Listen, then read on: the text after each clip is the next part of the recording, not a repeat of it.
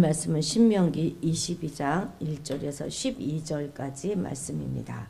신명기 22장 1절에서 12절까지 한 목소리로 읽겠습니다.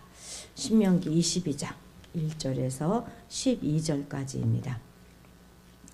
내 형제의 소나 양이 길 잃은 것을 보거든 못 본 채 하지 말고 너는 반드시 그것들을 끌어다가 내 형제에게 돌릴 것이요 내 형제가 내게서 멀거나 또는 내가 그를 알지 못하거든 그 짐승을 내 집으로 끌고 가서 내 형제가 찾기까지 내게 두었다가 그에게 돌려줄지니 낙이라도 그리하고 의복이라도 그리하고 형제가 잃어버린 어떤 것이든지 내가 얻거든 다 그리하고 못 본 채 하지 말 것이며 내 형제의 낙이나 소가 길에 넘어진 것을 보거든 못 본 채 하지 말고 너는 반드시 형제를 도와 그것들을 일으킬지니라.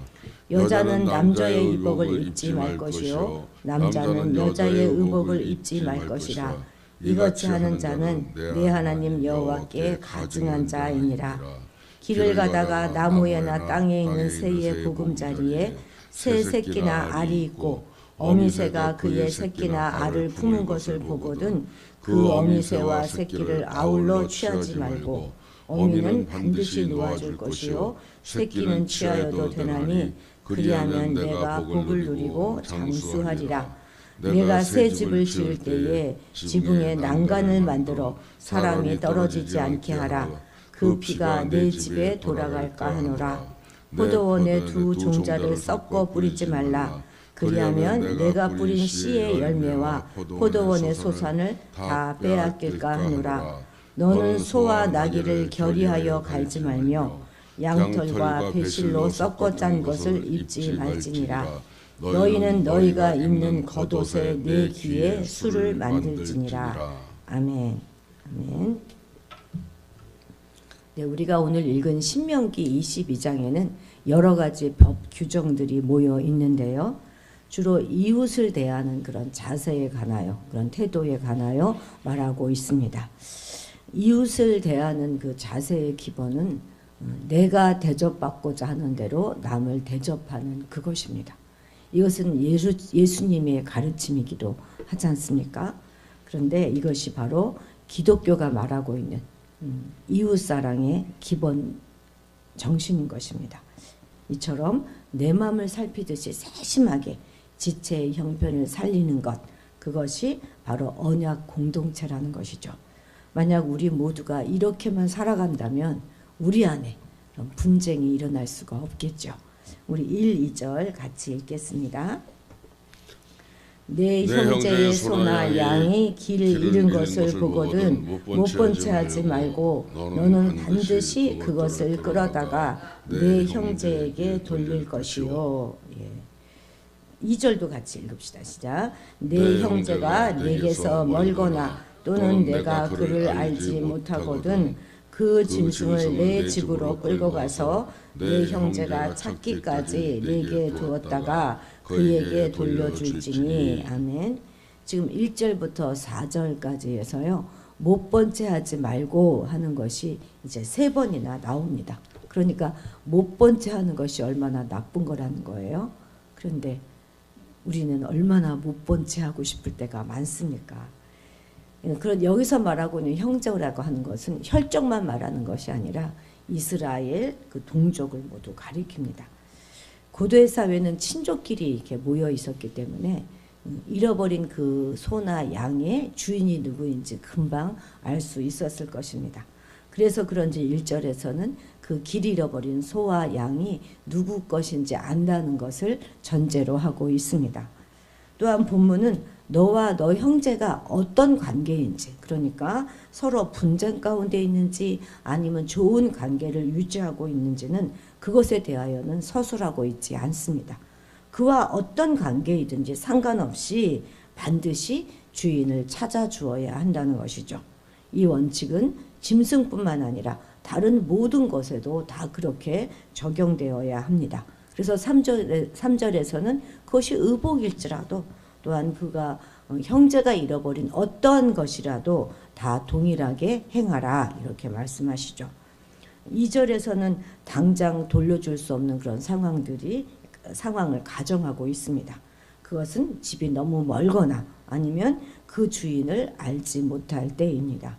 그럴 때는 어떻게 하라는 거예요? 자기 집으로 끌고 가서 내 형제가 찾기까지 자신의 가축처럼 돌보라는 것입니다. 이것은 역으로 말하면 형제의 짐승이 길 잃어버린 것을 보고도 못 본 채 하면 그것은 죄가 된다는 거예요. 왜냐하면 하나님의 명령을 행하지 않는 것, 그것은 죄가 되기 때문입니다. 비록 누가 잃어버린 그 짐승을 내가 그냥 취한 것이 아니라 할지라도, 취하지 않았다 하더라도 그것을 못 본 채 하고 적극적으로 주인을 찾아주려는 노력을 하지 않으면 그것도 죄가 되는 것이죠. 이 말씀은 단순히 권고사항이 아니라요, 아주 엄격한 명령임을 분명히 말해주고 있습니다. 사실 일반적인 그런 세상의 법에 따르면 우리가 누군가 잃어버린 것을 못 본 찬다고 해서 그것이 죄가 되지는 않습니다. 세상 법은 적극적으로 선을 행하도록 만들기 위한 법이 아니라 악을 금지하기 위한 법이기 때문에 그렇습니다. 그런데 하나님의 법은 그렇지 않은 거죠. 하나님의 법은 마땅히 행해야 할 그 선을 행하지 않는 것, 그건 역시도 하나님 앞에 죄인이다, 이렇게 말하고 있는 것입니다. 그럼에도 불구하고 오늘날 많은 성도들은 선을 행하라 하는 그 하나님의 그 명령을 그냥 권고사항 정도로만 여기고 적극적으로 선을 행하려고 하지 않고 있습니다. 그저 다른 사람에게 피해만 주지 않으면 그러면 된다 하는 생각이죠. 바로 이러한 생각 때문에 오늘날 기독교가 이 사회에서 욕을 먹는 것이고 이기적인 집단이다, 질타받고 손가락질 받고 있는 것입니다. 우리는 이제 그만 변화되어야 하겠습니다. 더 이상 선을 행하라 하는 이 하나님의 명령을 가볍게 여기지 말고 적극적으로 선을 행하는 그런 자들이 되어야 하겠습니다. 게다가 또 뭐라고 말씀하세요? 그 짐승을 집으로 데려다가 주인이 나타날 때까지 잘 보호하고 양육하는 그 수고도 마다하지 말라, 이렇게 말씀하시잖아요. 그렇습니다. 이렇게 이웃을 사랑하기 위해서는 수고와 헌신이 요구되는 것입니다. 희생과 수고가 없는 그런 사랑이란 있을 수 없습니다. 절대 사랑은 말로만 하는 것이 아니죠. 주님이 말씀하셨던 그런 선한 사마리아인의 비유에 나오는 이 사마리아인이 이웃을 위해서 어떤 수고와 희생을 하였는가 한번 생각해 보십시오. 그는 강도 만난 자의 생명을 구하기 위해서 헌신적인 수고와 희생을 마다하지 않았습니다. 제가 요즘 다시 깨닫고 있는 게 있는데요. 요즘 참 많이 묵상합니다. 기독교를 한마디로 정의한다면 그것이 무엇일까 하는 그것입니다. 무엇일까요? 무엇이라고 생각하십니까? 생각해 본 적 있으신가요? 바로 나를 내어주는 거예요. 그게 기본 정신입니다. 마치 주님이 죄인인 우리를 위해서 당신의 생명을 내어주셨듯이 우리도 하나님을 위하여 그리고 서로를 위하여 나를 내어주는 것, 그것입니다. 이것이 그냥 기독교의 기본이에요. 이번 고난주간을 지내면서 제가 마치 이것을 처음 알았던 것처럼, 아주 그렇게 처음 생각한 것처럼 그렇게 이 깨달음이 제 안으로 쏙 들어왔습니다. 내가 손해보는 거예요. 원래 기독교는. 원래 희생하는 것입니다. 그래서 우리가 징징댈 이유가 하나도 없어요. 원래 베풀고 나눠주는 것입니다. 그래서 해놓고는 자랑할 것도 없는 거예요. 원래 그렇게 해야 되는 거니까. 그래서 왜 자꾸 나만 베풀어요? 왜 내가 져져요? 왜 내가 죽어요? 그렇게 말할 수 없는 것이죠. 주님의 가르침은 원래 그것입니다. 그걸 우리가 조금 더 깊이 깨달아야 할 것입니다. 우리 5절 같이 읽겠습니다.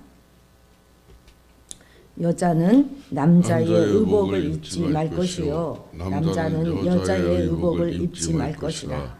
이같이 하는 자는 내 하나님 여호와께 가증한 자이니라. 아멘. 이 말씀은 단순히 남자와 여자가 옷을 바꿔 입어서는 안 된다 하는 그런 말로 해석해서는 정말 곤란합니다. 오늘날과 그 당시와 오늘날은 시대 상황이 완전히 다른데 이것을 문자적으로 해석해서 적용하면 안 되죠. 이 말은 남자와 여자가 철저하게 구별을 지켜야 한다 하는 말씀인 것입니다. 만약 이러한 구별이 지켜지지 않는다면 그것은 남자와 여자를 구별되게 창조하신 하나님의 창조 질서를 파괴하는 가증한 일이 되는 것입니다. 그렇습니다. 하나님께서는 분명히 남자와 여자를 구별되게 창조하셨어요. 단순히 생김새뿐만이 아니라요. 그 성향과 역할을 비롯한 모든 면에서 남자와 여자는 다르게 창조되었습니다. 이것이 하나님의 뜻이고 질서인 것이죠. 남녀 간의 구별을 무너뜨리고 동성애를 일삼았던 소돔과 고모라의 사람들을 보십시오. 하나님께서는 그들을 철저히 멸망시켰어요. 멸망시켰을 뿐만 아니라 심지어 이미 구원을 받았지만 그 사악한 성읍에 미련을 두고 있었던 롯의 그 처마저도 결국은 멸망받지 않았습니까? 그런데 오늘날 우리 사회 속에서는 이처럼 반드시 지켜져야 될 남녀 간의 구별이 너무나 급격하게 무너지고 있습니다.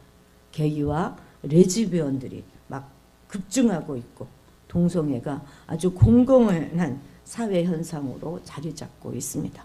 동성애가 정치와 결탁해서 무시할 수 없는 정치 세력으로 부상하고 있습니다. 그리고 마침내 도시 한복판에서 퀴어 축제가 벌어지는 그런 아주 이상한 세상이 되었어요. 우리는 반드시 이러한 사회적인 병리 현상을 막아내야 할 것입니다. 더 이상 우리들의 사회에서 이런 남녀 간의 구별이 사라지는 것을 방치해서는 안 되는 것이죠. 그러기 위해서 우리가 어떻게 해야 되겠습니까?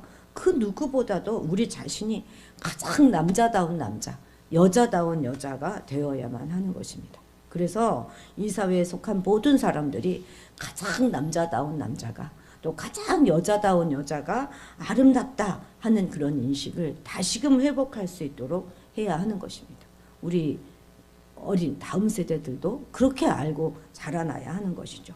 이렇게 남자와 여자를 다르게 창조하신 하나님의 창조 질서를 회복시키는 일이야말로 이 문란한 사회 속에서 우리가 반드시 이뤄야 될 그런 소명이라는 사실도 우리가 이 아침에 다시 한번 깨달아야 하겠습니다. 9절 11절 읽겠습니다. 내 포도원에 두 종자를 섞어 뿌리지 말라. 그리하면 내가 뿌린 씨의 열매와 포도원의 소산을 다 빼앗길까 하노라. 너는 소와 나귀를 결의하여 갈지 말며. 그렇죠? 예. 이 말은 우리 사소한 일상생활 속에서도 각각 다른 종류의 것을 혼합하지 말라 하는 말씀입니다. 그런데 이것은 결코요 그렇게 하는 것이 수익성이 없다거나 또는 뭐 손해를 보거나 좋지 않기 때문에 그러는 것이 아닙니다. 어쩜 이렇게 하는 것이 더 좋을 수도 있고요 수익이 높을 수도 있습니다. 우리가 입고 다니는 이 옷들은 다 이게 혼합 섬유잖아요. 혼방이잖아요. 이걸 이렇게 하는 것이 훨씬 가격도 싸고 그리고 더 실용적이에요.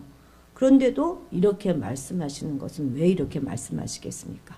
이것은 이 말씀 자체의 목적이 있는 것이 아니라 이스라엘 백성들에게 영적인 교훈을 주기 위함인 것이죠. 즉 순수한 여호와의 신앙으로부터 이탈되는 세속적인 종교적 혼합과 그런 타협을 배격하기 위함입니다.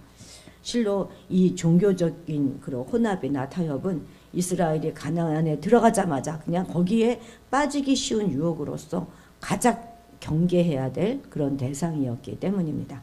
결코 종교적 혼합주의는 하나를 선택한다고 해서 다른 하나를 포기할 것을 요구하지 않습니다. 얼마나 좋습니까? 하나님을 섬기면서 이방신을 섬길 수 있다는 거예요. 그러니 뭐 얼마나 좋습니까?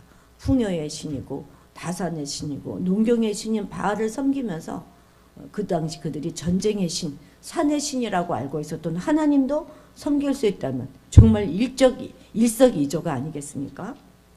그런데 이러한 혼합주의 신앙은요 결국 여호와의 하나님에 대한 신앙을 포기하는 것과 다를 바 없는 것입니다. 왜냐하면 창조주 하나님을 여러 이런 이방인의 수준으로 전락시키는 그런 결과를 갖는 것으로서 하나님의 절대성과 유일성을 부인하는 것이 되기 때문입니다. 이것은 오늘날 우리에게도 마찬가지예요. 만약 우리가 하나님 외에 다른 무언가를 동시에 인정하거나 섬기려고 한다면 그것은 절대적이고 유일하신 하나님을 부인하는 것이고 또한 그에 대한 신앙을 포기하는 것과 똑같습니다. 그런데도 불구하고 오늘날 우리 교회에는 어느새 이와 같은 세속적인 혼합주의가 스며들어와서 깊이 뿌리가 내리고 있는 것이 사실입니다. 하나님과 물질을 동시에 섬기려고 하는 기복주의가 바로 그것이고요. 또 하나님을 높이고 찬양해야 되는 그런 찬양이 그런 이제 막 그 멜로디에 도취되어서 육체적인 쾌락을 즐기려고 하는 각종 기독교의 문화와 음악이 또한 그것입니다. 어디 이것뿐이겠습니까? 명목적으로는 하나님을 위한다 하면서도 실상은 그 인간의 만족과 세상적인 쾌락을 추구하는 교회의 행사와 모든 절기들, 기독교 절기들은 또 얼마나 많습니까? 우리는 더 이상 우리들의 교회 안에서 그리고 우리들의 의식 속에서 이와 같은 세속적 혼합주의가 계속 자라나도록 용납해서는 안 될 것입니다. 그것은 곧 우리 신앙의 본질을 흐려놓고 우리의 교회를 타락시키는 것입니다.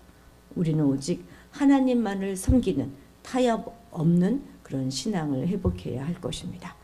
자, 오늘 하루도 우리 이웃의 필요를 세심하게 살펴서 반응할 뿐만 아니라 우리의 순수한 여호와의 신앙으로부터 단절시키려고 하는 모든 행위를 과감하게 청산하시는 그런 한우가 되시기 바랍니다.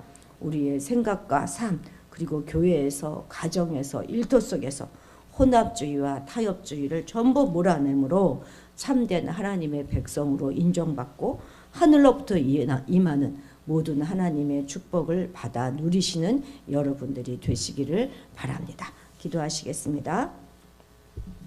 하나님 아버지, 우리의 이기심에서 벗어나게 하시고 나와 가족만을 생각하는 한계에서 벗어나 내 마음을 살피듯이 지체의 형편을 살피는 우리가 되게 하옵소서.